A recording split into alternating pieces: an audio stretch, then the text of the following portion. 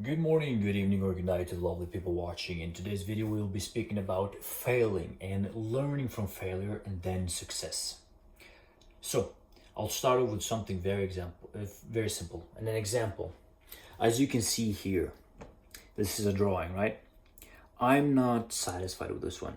So I failed with the main thing itself, creating a cool sword with some effects. And then I tried a new one with a little more detail to it. The sword itself, too thick. I failed. Here, a type of blood moon effect where the sword fades into the night. Failed that too. Until I created one I was really satisfied with. Of course, this part of the hilt should be a little shorter, but you get it that even though I failed countless times, I did not give up. But the thing about failing and then towards the next time, the main difference and a very important thing you need to understand is that when you fail something, you need to learn the mistake that made you fail in the first place and bring that failure towards next time. So imagine this, right? You're at the gym, you're doing this specific exercise, and you're not able to lift it correctly. You're not able to lift the amount of weight that you're wishing, right? What happens? Maybe my form, maybe this and this and this was wrong, but I can't put my finger on it. Let's go and get the gym bro and let's make him observe what I'm doing wrong. I'm having this hunch in my back when I'm going to do deadlifts, so I'm not using the right type of muscles. So what did I learn from this? Next time, have a straight back and bring that to the next set. Then I'm learning from my failure. But if you continuously fail and fail and fail, and you're not learning from the past mistakes, you're just an endless cycle. We're just like, yeah, I'm not getting better because I keep failing. You keep failing because you're not learning from previous mistakes. Another thing, one thing that is very popular nowadays, no fap. Well, I'm going to go 30 days without masturbating. I'm going to go a week. I'm going to go a month. I'm going to go the entire rest of my life. That last sentence of I'm going to do it, I'm not going to do it for the rest of my life, is completely and utterly bullshit.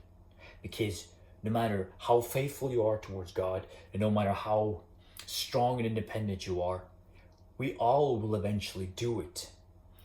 I mean, we're like, oh, okay, you're having fun with your girlfriend, boyfriend, whatever. That type of activity is imminent. It's going to happen anyway. But the thing is that many people start with this no fap thing and just like, yeah, I'm never going to masturbate again. Like on day 2, they're just going to relapse and just go back straight to old habits. Old habits are habits that you've built over time. New habits is something that you need to build over time too. I've done this example many times before, where you have a bad habit and you want to do a new habit instead. Like let's say you're a chronic masturbator, right? You want to stop this bad habit and you want to get a new habit, right? So let's focus this type of energy. You keep failing because you're thinking too much of the thing itself. The reason you're just like, one more round ain't gonna hurt, gains. The more rounds you type masturbating, the less energy, the less focus, and the less type of SMV you have. The more focus you dedicate towards something that is much more important to you, your goals, your desires, your dreams, and you focus that energy in a complete different direction. This lust that you feel like it's an impenetrable wall to move will suddenly be a breeze, because instead of pushing against it, you're now moving with it. So you can use lust as an example. You can transfer that energy to something much more powerful. It is much more easier, to be fairly honest with you. Oh, it's much more easier said than done. When you put your mind to something, you're capable of whatever you want. I'll give you one last example of failing.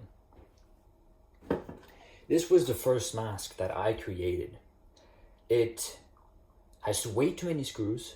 The paint job itself is one of the best things I ever done, but the elastic behind it is far too weak. It falls off my face too easily. Cool, I'll make a second variant. So I do that. This time, the same amount of screws, different type of coloring, now the jaw can move up and down. What did I fail? I haven't applied a... whatever the fuck this thing is called. So I create the third version, which is the much more cooler one. Would I increase the jaw size and add an extra jaw? I reduce the amount of screws. I increase padding on the inside, but this time it sits snugly on my face and it won't move, it won't budge. But the main thing is that this part here is too stiff. It sits too tight on my skull.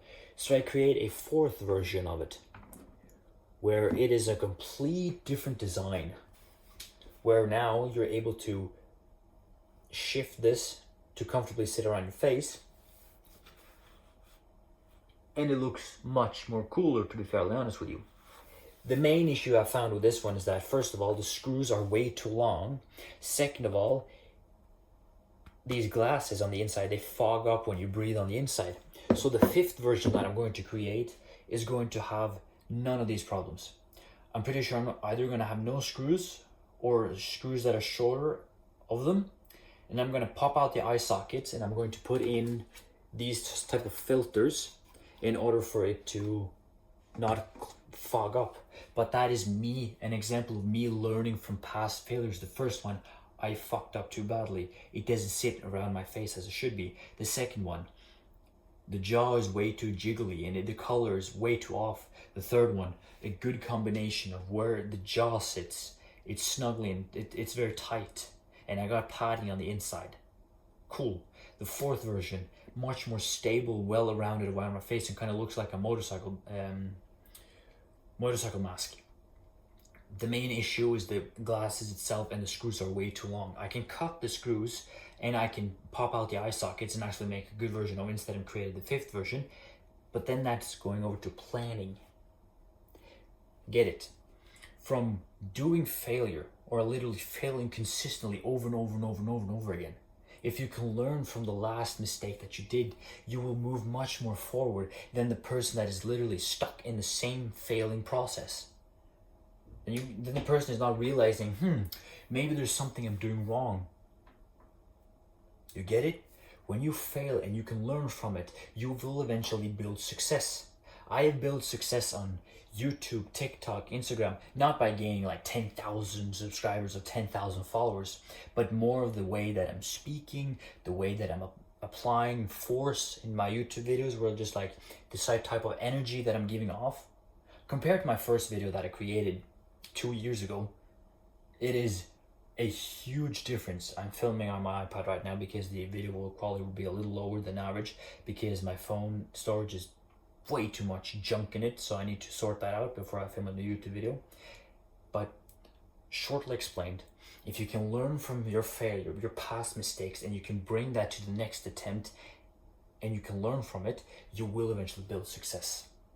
The reason that this is one of my most important YouTube videos of all time is because I'm giving you this opportunity, this message. I'm telling you that if you don't learn from your mistakes, your past, eventually, you'll just sticking to being the same person towards the rest of your life.